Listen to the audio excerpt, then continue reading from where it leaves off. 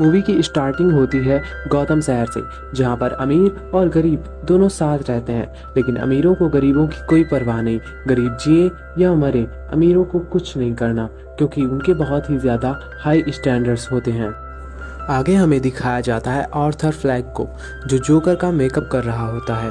वहीं बैकग्राउंड में टीवी पर एक न्यूज़ आ रही होती है, जिसमें गौतम शहर के बिगड़ते हालात, महंगाई, बेरोजगारी के बारे में बताया जा रहा है। लेकिन इस सोसाइटी में क्या होगा ये केवल अमीर लोग ही डिसाइड कर सकते हैं, क्योंकि उनके पास इतना पैसा है कि वो किसी भी चीज़ को तोड़ मरोड़ कर अपने हिसाब से सेट कर सकते हैं। अगर अमीर लोग कोई गलत काम करते हैं तो वो उसे सही साबित कर सकते हैं, क्योंकि उनके पास बहुत सारा पैसा है, जिससे वो किसी भी गलत चीज़ को सही साबित कर सकते हैं। और अगर वो कोई अच्छी चीज़ करते हैं तो उसका बहुत ज़्यादा बखान करते हैं, जिससे अमीर दिन ब दिन और अमीर होते जा रहे हैं और गरीबों को अपना जीवन जीने के लिए बहुत ज़्यादा स्ट्रगल करना पड़ता है। उनकी ज़िंदगी दिन ब दिन बदतर होती जा रही है। उसके बाद हमें दिखाया जाता है आर्थर को, जो एक म्यूज़िक कंपनी का एडवर्टाइजमेंट कर रहा होता है। उसके हाथ में उसी म्यूज़िक कंपनी का साइन बोर्ड होता है। तभी कुछ शैतानी बच्चे आर्थर का साइन बोर्ड लेकर वहाँ से भागने लगते हैं। आर्थर अपना साइन बोर्ड लेने के लिए उनका पीछा करता है, लेकिन वो बच्चे एक गली में चले जाते हैं। जब आर्थर उनका पीछा करते करते उस गली में जाता है तो उनमें से एक बच्चा वही साइन बोर्ड आर्थर के मुंह पे बहुत ज़ोर से मारता है, जिससे वो साइन बोर्ड पूरी तरीके से टूट जाता है। उसके बाद वो बुरे बच्चे आर्थर को बहुत पीटते हैं और वो कहते हैं कि ये तो बहुत नकारा है, ये हमारा सामना क्या करेगा। इसके बाद वो शैतानी बच्चे आर्थर को वहीं अकेला छोड़कर चले जाते हैं। आगे हमें दिखाया जाता है कि आर्थर अपने बॉस के पास एडवर्टीजमेंट के पैसे लेने जाता है, लेकिन तब उसका बॉस उसे कहता है कि मैं तुम्हें एडवर्टीजमेंट के एक भी पैसे नहीं दूंगा, क्योंकि तुमने मेरी कंपनी का साइन बोर्ड ही घुमा दिया है। अगर तुम्हें पैसे चाहिए तो मेरी कंपनी का साइन बोर्ड मुझे ला कर दो। हालांकि आर्थर अपने बॉस को बताना चाहता है कि कुछ शैतानी बच्चों ने उसका साइन बोर्ड तोड़ दिया है, लेकिन उसके अंदर बहुत ही ज़्यादा कॉन्फिडेंस की कमी होती है, जिसके कारण वो वहाँ पर कुछ नहीं बोल पाता है और वहाँ से चला जाता है। इन सब बातों से आर्थर बहुत ही ज़्यादा हर्ट हो जाता है, लेकिन अब भी उसके अंदर एक अच्छा इंसान है। वो लोगों को हंसाना चाहता है, वो अब भी एक बहुत बड़ा जोकर बनना चाहता है। अगले दिन आर्थर की मुलाकात उसके कोलीग रैंडल से होती है। आर्थर उसे बताता है कि कैसे कुछ शैतानी बच्चों ने उसका साइन बोर्ड तोड़ दिया और उसे खूब मारा। इस बात से रैंडल आर्थर को एक गन रखने के लिए कहता है। वो कहता है कि तुम यह गन रख लो ताकि तुम अपनी हिफाजत कर सको। आर्थर इस गन को रखना नहीं चाहता, पर रैंडल के बार बार कहने पर वो इस गन को रख लेता है। यहाँ से आर्थर अपने घर की ओर निकलता है। जब वो बस में होता है तो उसके सामने एक लड़का होता है। आर्थर उस बच्चे को हंसाने के लिए तरह तरह के फेस बनाता है ताकि वो बच्चा हंस सके, और इससे वो बच्चा हंसने भी लगता है। लेकिन तभी उस बच्चे की माँ आर्थर से कहती है कि हमें परेशान मत करो।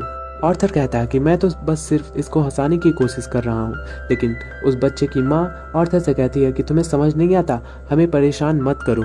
इस बात से आर्थर फिर से टूट जाता है और वो जोर जोर से हंसने लगता है, जिससे बस में मौजूद सभी लोग उसको घूरने लगते हैं। तभी वो अपनी जेब से एक कार्ड निकालता है और उस बच्चे की माँ को दिखाता है, जिसमें ये लिखा होता है कि I have a laughing problem.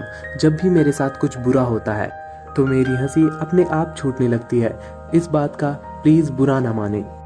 इससे हमें पता चलता है कि आर्थर जब भी नाराज होता है तो वो हंसने लगता है और वो अपनी हंसी के पीछे अपने गुस्से को दबाने की कोशिश करता है। दरअसल आर्थर की ये हालत बचपन में हुए एक हादसे की वजह से होती है, और इसी हादसे से बचने के लिए आर्थर सोशल सर्विसेज का सहारा लेता है। वो वहाँ जाता है और एक साइकाइट्रिस्ट से बातें करता है। तभी वो साइकाइट्रिस्ट उससे पूछती है कि क्या तुम अपना जर्नल लाए हो, तो वहीं पर आर्थर कहता है कि हाँ। साइकाइट्रिस्ट आर्थर से पूछती है कि तुम इसमें क्या क्या लिखते हो, तो आर्थर उसे कुछ भी जवाब नहीं देता है। और तब वो साइकाइट्रिस्ट इसे खोल कर देखती है। जब वो इस जर्नल को खोलती है तो उसमें लिखा होता है कि मेरी मौत उतनी बुरी नहीं होनी चाहिए जितनी बुरी मैंने अपनी ज़िंदगी काटी है। आर्थर साइकाइट्रिस्ट से कहता है कि क्यों ना आप मेरी दवाइयाँ बढ़ा दें। इस बात से वो साइकाइट्रिस्ट आर्थर को कहती है कि तुम पहले से ही 7 अलग अलग तरह की दवाइयाँ ले रहे हो, मुझे नहीं लगता कि तुम्हें इन दवाइयों का डोज बढ़ाना चाहिए। और ये बात सुनकर आर्थर वहाँ से जाने लगता है। और अब ऑर्थर अपने घर पहुंचता है। घर पहुंचते ही वो सबसे पहले अपना लेटर बॉक्स चेक करता है। वो देखता है कि आज कोई लेटर आया है या नहीं। ऑर्थर रोज अपना लेटर बॉक्स चेक करता है और देखता है कि क्या उसे कोई खत आया है या नहीं। अब ऑर्थर घर जाकर अपनी माँ पेनी फ्लैग से मिलता है। उसकी माँ उससे पूछती है कि आज थॉमस वेन का लेटर आया है या नहीं, तो वहीं पर ऑर्थर उसे बताता है कि आज भी कोई लेटर नहीं आया है। दरअसल ऑर्थर की माँ पेनी फ्लैग ने थॉमस वेन यानी कि गौथम शहर का सबसे अमीर आदमी, उसके यहाँ 30 सालों तक काम किया था। इसलिए उसे ये लगता है कि अगर थॉमस वेन को हमारी इस हालत के बारे में पता चलेगा तो वो हमारी मदद जरूर करेंगे। और अब ये दोनों टीवी देखने के लिए बैठ जाते हैं। टीवी में एक शो आ रहा होता है जिसका होस्ट मुरे फ्रैंकलिन होता है। ऑर्थर मुरे फ्रैंकलिन का बहुत बड़ा फैन होता है। ऑर्थर मुरे फ्रैंकलिन के एक भी शो को मिस नहीं करता है। ऑर्थर मुरे को अपना आइडियल मानता है और वो मुरे के जैसा ही बनना चाहता है। अब चूंकि ऑर्थर के पास पैसे नहीं होते हैं और उसके बॉस ने भी उसे पैसे देने से मना कर दिया था, इसलिए ऑर्थर रोड पर घूमने लगता है और फाइनली थक हार के जब वो अपने घर की ओर आ रहा होता है तो उसे लिफ्ट में एक लड़की दिखती है जिसका नाम सोफी होता है। ऑर्थर उसे देखकर काफ़ी ज़्यादा अट्रैक्ट हो जाता है। हालांकि वो लड़की पहले से ही शादीशुदा होती है। ऑर्थर जब अपने घर पहुंचता है तो उसकी माँ पेनी उससे पूछती है कि क्या थॉमस का कोई लेटर आया, तो वहाँ पर ऑर्थर उसे बताता है कि थॉमस एक अमीर आदमी है और वो हमारी मदद क्यों करेगा। इस बात पर पेनी उससे कहती है कि थॉमस हमारी मदद ज़रूर करेंगे क्योंकि वो एक अच्छे आदमी है। अगले दिन जब सोफी अपने घर से बाहर निकलती है तो ऑर्थर उसका पीछा करता है क्योंकि वो उसकी तरफ अट्रैक्ट हो चुका है। ऑर्थर सोफी को पसंद करता है। इन्हीं सब बातों को ध्यान में रखकर सोफी रात को ऑर्थर से मिलने के लिए आती है। वो ऑर्थर से कहती है कि तुम आज दिन में मुझे फॉलो कर रहे थे, और इस बात पर ऑर्थर कहता है कि हाँ, मैं तुम्हें फॉलो कर रहा था क्योंकि मैं तुम्हें पसंद करता हूँ। इस बात से सोफी गुस्सा होने की बजाय उससे इम्प्रेस हो जाती है और इससे सोफी और ऑर्थर के बीच जो दूरियां होती हैं वो कम होने लगती हैं। अगले दिन ऑर्थर जोकर का मेकअप करके हॉस्पिटल में बच्चों को हंसाने के लिए जाता है। वो वहाँ पर बच्चों को हंसाने के लिए अतरंगी डांस करता है, लेकिन जब वो उछल उछल के डांस कर रहा होता है तो उसकी जेब से गन गिर जाती है, जिसे देखकर वहाँ के सभी नर्सेज और बच्चे सब डर जाते हैं और इसी की वजह से ऑर्थर को उसके काम से भी निकाल दिया जाता है। हालांकि ऑर्थर अपने बॉस से कहता है कि मैं इस गन से उन बच्चों को हंसाने वाला था, लेकिन उसका बॉस कहता है कि मुझे सब कुछ पता चल गया है, मुझसे झूठ मत बोलो। मुझे रैंडल ने बता दिया है कि पिछले हफ्ते ही तुमने उससे ये गन खरीदी थी, जबकि ऐसा नहीं होता है क्योंकि रैंडल ने ही ऑर्थर को ज़बरदस्ती ये गन रखने के लिए दी थी। और इस बात से ऑर्थर को ये लगने लगता है कि रैंडल ने उसके साथ धोखा किया, उसने उसका साथ नहीं दिया। और इस बात से अगेन ऑर्थर पूरी तरीके से टूट जाता है। वो अपने घर जाने के लिए एक ट्रेन में बैठ जाता है। ऑर्थर जब ट्रेन में बैठा होता है तो उसके सामने एक लड़की भी बैठी होती है और यहीं पर थॉमस वेन की कंपनी में काम करने वाले 3 एम्प्लॉयज़ भी होते हैं। हालांकि ऑर्थर को इन सब से कोई मतलब नहीं होता है, वो अपनी ही दुनिया में खोया रहता है और ऑर्थर को बहुत ज़्यादा दुख होता है, इसलिए उसकी बीमारी की वजह से वो ज़ोर ज़ोर से हंसने लगता है। लेकिन तभी वहाँ मौजूद तीनों एम्प्लॉयज़ को लगता है कि ये हम पर हंस रहा है और वो ऑर्थर को बहुत मारते हैं।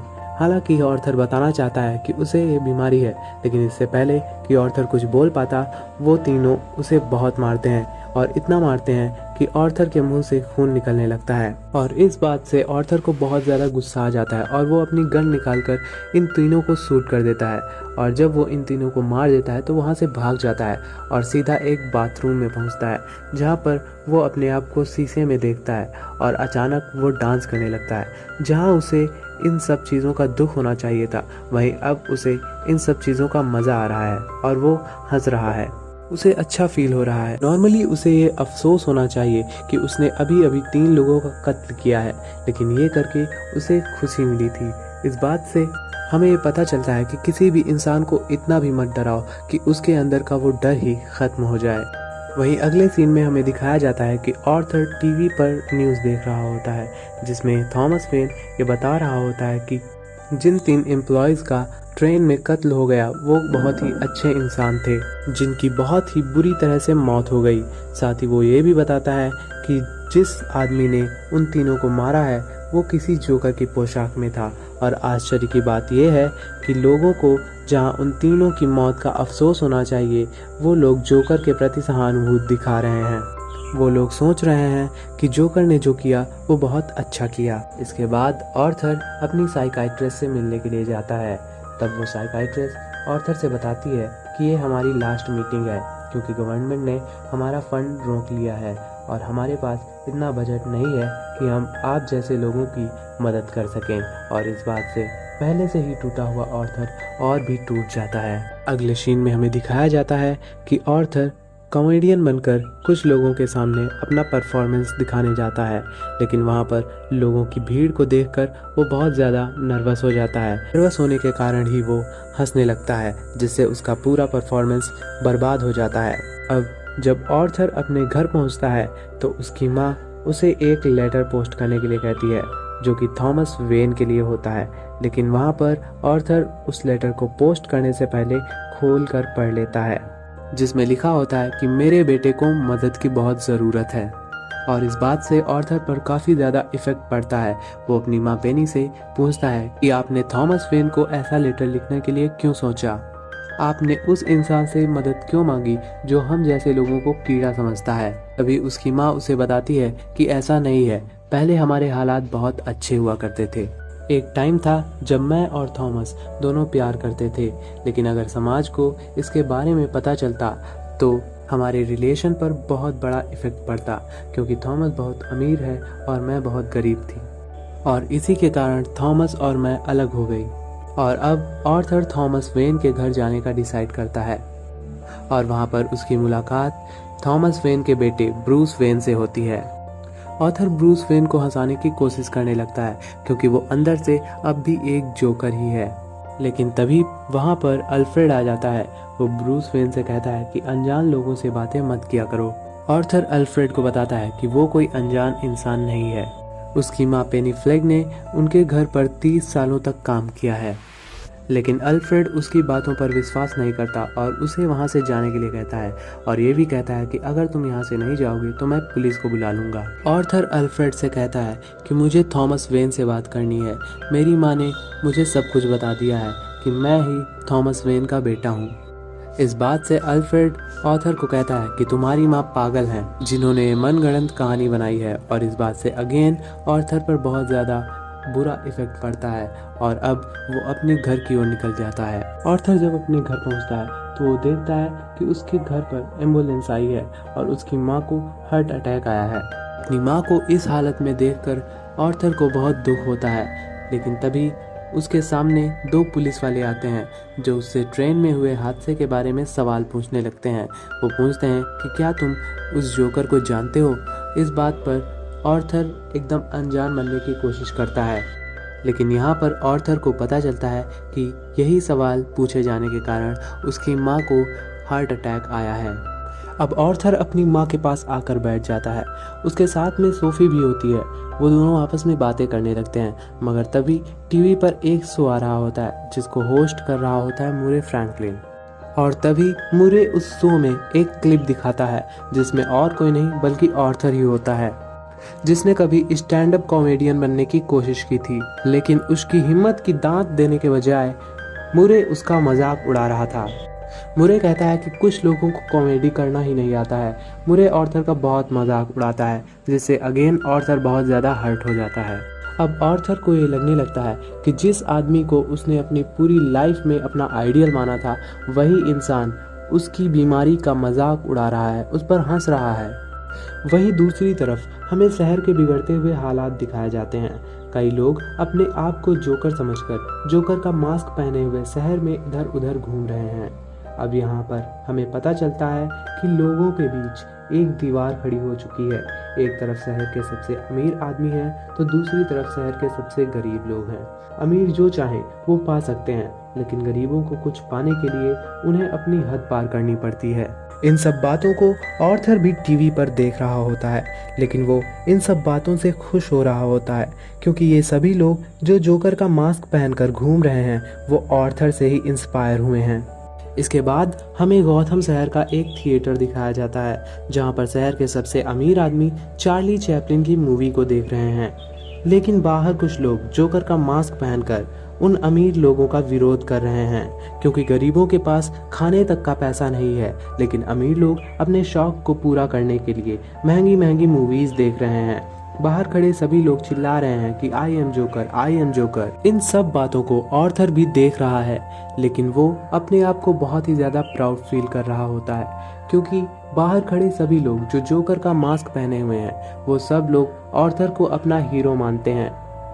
तभी वहाँ पर पुलिस भी आ जाती है और उन सभी गरीब लोगों को वहाँ से हटाने की कोशिश करती है, जिससे वहाँ पर बहुत ज़्यादा अफरा तफरी मच जाती है और इसी बात का फ़ायदा उठाकर ऑर्थर थिएटर के अंदर घुस जाता है ताकि वो थॉमस वेन से बातें कर सके।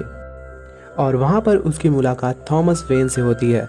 ऑर्थर थॉमस से कहता है कि मैं आपका और पेनी फ्लैग का बेटा हूँ, लेकिन इस बात से थॉमस वेन मना कर देता है और वो ऑर्थर को एक मुक्का मार देता है जिससे उसकी नाक से खून निकलने लगता है। थॉमस यहाँ पर कहता है कि मैं किसी पेनी फ्लैग को नहीं जानता हूँ और तुम यहाँ से चले जाओ।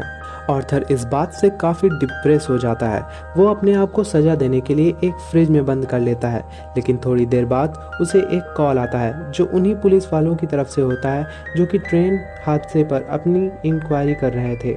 और वो ऑर्थर से कहते हैं कि हम तुमसे बातचीत करना चाहते हैं, हम तुमसे कुछ इंक्वायरी करना चाहते हैं।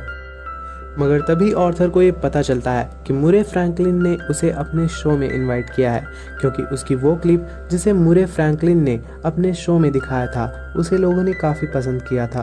और जब ये बात ऑर्थर को पता चलती है कि मुरे ने उसे अपने शो में बुलाया है तो वो उसके शो में जाने का डिसाइड करता है। अब आगे हमें दिखाया जाता है कि ऑर्थर आर्गम हॉस्पिटल पहुंचता है और वहां के रिसेप्शन में जाकर अपनी मां की फाइल मांगता है, लेकिन वहां पर खड़ा आदमी उसे वो फाइल देने से मना कर देता है।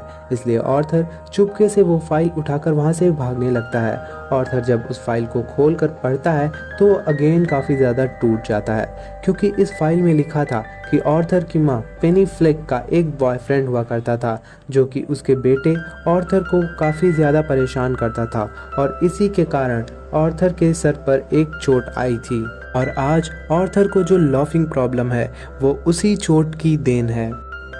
इन सभी बातों को शेयर करने के लिए, अपने दिल के दर्द को बांटने के लिए ऑर्थर सोफी के पास जाता है, मगर यहाँ पर हमें पता चलता है कि सोफी ऑर्थर के साथ कभी अटैच थी ही नहीं, वो कभी उसकी गर्लफ्रेंड थी ही नहीं। सोफी से मिलना, उससे बातें करना, ये सब ऑर्थर के माइंड की क्रिएशन थी। फाइल में जो बातें ऑर्थर ने पढ़ी थी उन सभी बातों से ऑर्थर को बहुत ज़्यादा गुस्सा आ रहा होता है। उसे लगता है कि उसकी माँ ने उससे सच्चाई छुपाई और उन सब बातों से ऑर्थर को काफ़ी ज़्यादा गुस्सा आ रहा होता है और इसलिए वो सीधा हॉस्पिटल जाता है और अपनी माँ को जान से मार देता है। इसके बाद ऑर्थर अपने जोकर के मेकअप में तैयार हो रहा होता है क्योंकि उसे मुरे फ्रैंकलिन के शो में जाना है, मगर तभी उसे अपनी माँ की एक फ़ोटो दिखती है। जैसे ही ऑर्थर उस फोटो को उल्टा करके देखता है तो उसके पीछे लिखा होता है कि मुझे तुम्हारी स्माइल बहुत पसंद है, जो कि थॉमस वेन ने पेनी फ्लेक के लिए लिखा था।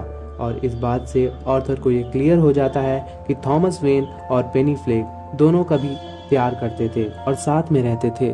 तभी वहाँ पर ऑर्थर का फ्रेंड रैंडल आ जाता है। वो उससे बातें करने लगता है। वो ऑर्थर से कहता है कि इस शहर में जो 3 मर्डर हुए थे और साथ ही तुम्हारी माँ का जो कत्ल हुआ था वो काफ़ी ज़्यादा बुरी बात है।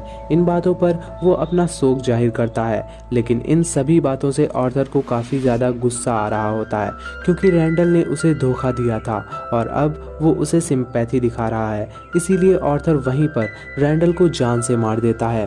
इसके बाद इस मूवी का मेन सीन दिखाया जाता है जब ऑर्थर अपने जोकर के मेकअप में तैयार होकर मुरे फ्रैंकलिन के शो में जाने के लिए तैयार होता है और वो अपनी इस खुशी को जाहिर करने के लिए वहाँ से डांस करते हुए निकलता है। वो अपनी खुशी को अपने डांस के द्वारा जाहिर करता है, लेकिन तभी वहाँ पर वो दोनों पुलिस वाले आ जाते हैं जो कि ट्रेन में हुए हादसे के बारे में उससे पूछताछ करना चाहते थे। इस बात से ऑर्थर वहाँ से भागने लगता है। और एक मेट्रो स्टेशन पर पहुंचता है। यहाँ पर लोगों की बहुत भीड़ होती है और उन सभी ने जोकर का मास्क पहना है, इसलिए उन दोनों पुलिस वालों को आर्थर को पहचानने में मुश्किल हो रही होती है। और इसी बात का फ़ायदा उठाकर आर्थर वहाँ से भागने में कामयाब हो जाता है और वहाँ से आर्थर सीधा मुरे के शो में पहुँचता है। और जब मुरे उसके सामने आता है तो मुरे उससे पूछता है कि क्या तुम भी जोकर बने हो, क्या तुम भी अमीर लोगों का विरोध कर रहे हो। तो जोकर वहाँ पर मुरे से एक रिक्वेस्ट करता है। वो कहता है कि जब आप मुझे लोगों के सामने इंट्रोड्यूस करवाएं तो मुझे एक जोकर के रूप में ही इंट्रोड्यूस करवाएं। और अब बारी आती है जब मुरे और आर्थर लोगों के सामने होते हैं। वहाँ पर काफ़ी सारी ऑडियंस उन दोनों के लिए तालियां बजा रही होती है। और तभी वहाँ मुरे आर्थर से पूछता है कि आखिर तुम्हारा रीज़न क्या है जो तुम इस जोकर के गेटअप में आए हो। तो आर्थर बताता है कि ये मैंने लोगों को हंसाने के लिए किया है, क्योंकि मैं बहुत खुश हूँ और मुझे खुशियाँ बांटना बहुत अच्छा लगता है। यहाँ आर्थर ये बताता है कि वेन इंटरप्राइजेस के 3 लोग जो रेल हादसे में मरे थे, उन तीनों को मैंने ही मारा था। इसके बाद आर्थर उन लोगों को एक सच्चाई से रूबरू करवाता है। वो बताता है कि अगर गरीब मर जाए तो उसके बारे में कोई भी इंसान बात नहीं करता, लेकिन अगर किसी अमीर इंसान को छोटी सी चोट भी लग जाए तो सभी लोग उसके लिए भगवान से प्रार्थना करने लगते हैं। ये समाज अब बहुत ही ज़्यादा घटिया हो चुका है। यहाँ पर सबको सिर्फ अपने ही फायदे की पड़ी है, दूसरों के फायदे में कोई भी नहीं सोचना चाहता। साथ ही जोकर मुरे फ्रैंकलिन से कहता है कि आज तुमने मुझे जो इस शो में बुलाया है, इसके पीछे भी तुम्हारा ही फायदा है, क्योंकि इस शो की टीआरपी काफ़ी ज़्यादा बढ़ रही थी और इसीलिए तुम और ज़्यादा पैसे कमाने के लिए मुझे यहाँ पर लाए हो। इस बात से मुरे फ्रैंकलिन पूरी तरीके से मुकर जाता है। वो मना करता है, वो कहता है कि ऐसी बात नहीं है, मगर तभी आर्थर को गुस्सा आ जाता है, जिससे वो मुरे को भी वहीं पर शूट कर देता है। इस बात से वहाँ पर मौजूद सभी ऑडियंस काफ़ी ज़्यादा डर जाती है और वहाँ से जाने लगती है। हर जगह अफरा तफरी मच जाती है और इसी बात से पुलिस वहाँ आ जाती है और आर्थर को पकड़ लेती है। पुलिस आर्थर को अपनी कार में बिठाकर जाने लगती है। तभी कुछ लोग जो जोकर का सपोर्ट कर रहे हैं, वो लोग एक एम्बुलेंस की पुलिस की कार से टक्कर करवा देते हैं, जिससे आर्थर आज़ाद हो चुका है। वो उसी कार के ऊपर खड़ा हो जाता है। उसके मुंह से काफ़ी ज़्यादा खून निकल रहा है, लेकिन वो इस खून को अपनी स्माइल बना देता है और यहीं पर हमें जोकर का असली चेहरा दिखाया जाता है। ये वो चेहरा है जिसके अंदर सच्चाई, दर्द और प्यार छुपा है, जिसे इस दुनिया ने पूरी तरह से कुचल दिया है। ये वो पल है जब अपनी लाइफ से जूझ रहा है एक इंसान उन लोगों का हीरो बन गया है जिन्हें उसकी ज़रूरत थी। अब वो उन लोगों का हीरो है। आगे हमें दिखाया जाता है थॉमस वेन और उसकी वाइफ मार्था वेन को, जो अपने बेटे ब्रूस वेन के साथ वहां से निकल रहे होते हैं। लेकिन तभी एक आदमी जोकर का मास्क पहनकर वहां आ जाता है और एक गन से उन दोनों को शूट कर देता है, जिससे थॉमस वेन और मार्था वेन की डेथ हो जाती है। इसके बाद हमें आर्थर को दिखाया जाता है, जो आर्खम हॉस्पिटल की एक साइकाइट्रिस्ट के सामने बैठा हुआ है और वो हंस रहा है। तभी वो साइकाइट्रिस्ट उससे पूछती है कि आखिर तुम हंस क्यों रहे हो। तो आर्थर उससे कहता है कि तुम इस बात को कभी भी नहीं समझ पाओगी। और अब हमें दिखाया जाता है कि जोकर हॉस्पिटल से बाहर जा रहा है और उसके पैर खून से सने हुए हैं, जिससे हमें ये पता चलता है कि जोकर ने उस साइकाइट्रिस्ट को भी मार दिया है।